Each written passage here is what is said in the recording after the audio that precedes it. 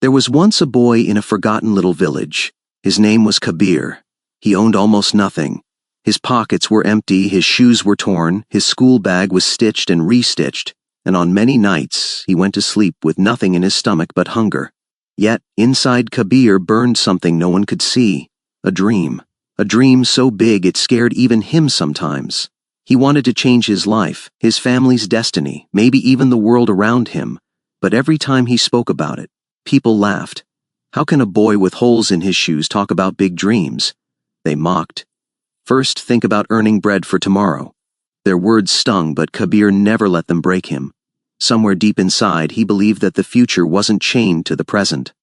One evening, while sitting by the river, Kabir stared at his reflection in the water, lost in sadness. An old wise teacher, Guruji, noticed him. He sat beside the boy and asked gently, "Why do you look so troubled, my child?" Kabir whispered, "Everyone says I cannot do anything great. They say my dreams are too big for someone like me, a boy with nothing." Guruji smiled. He pulled out a small mirror and placed it in Kabir's hands. "Look," he said. "What do you see?" "Myself," Kabir replied. "Do you see the pain in your eyes?" Guruji asked. Kabir nodded quietly. "Now look deeper. Can you see the fire hidden behind that pain?" Kabir stared longer this time, and there it was, a spark, a fire he had never noticed before. "This fire," Guruji explained, "is your belief. Most people let it die. But if you protect it, feed it with courage and discipline, it will light your path even in the darkest night. Remember, people will try to cover your mirror with dust. They'll make you believe you are not enough. But you must keep cleaning it with your actions. Keep seeing who you truly are and never forget what you are capable of." Kabir held the mirror tightly. That day, something inside him shifted. From then on, he lived differently. He studied under the dim light of a flickering lamp when the entire village slept.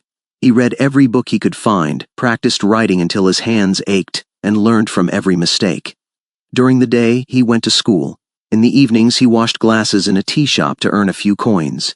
On weekends, he worked with a local mechanic, learning skills with greasy hands and a hungry stomach. Life was cruel. His mother was ill and needed medicine the family couldn't afford.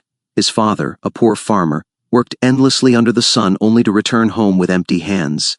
Kabir carried the weight of all their struggles, but he refused to surrender. Years passed. Slowly, he saved enough to start repairing small mobile phones in a corner of the village. He treated every customer with respect, and instead of spending, he saved. Soon, that little corner grew into a tiny electronics shop. Kabir worked tirelessly. Day and night, he reinvested every rupee, opened more shops, and eventually created his own brand of mobile accessories. The same people who once laughed at him now stood in line outside his office, hoping to work for him. His mother received proper treatment, his father never had to toil in the fields again, and Kabir, the poor boy with holes in his shoes, rewrote his destiny. One day, Guruji visited him. Kabir bowed deeply in respect. Guruji smiled. "You see, Kabir, the world tries to make poor boys think small, but those who dare to think big, those who protect their inner fire, they don't just change their story, they change everyone's belief around them. Dreams are not measured by the coins in your pocket, but by the vision burning in your heart. So remember this, your circumstances are not your destiny. Your next chapter of success begins the very moment you choose to dream beyond your limits and act with courage. If you felt even the faintest spark in your heart today, don't let it die. Protect it, feed it, and pass it on. Because greatness always begins with one decision, the decision to think big, and to start today.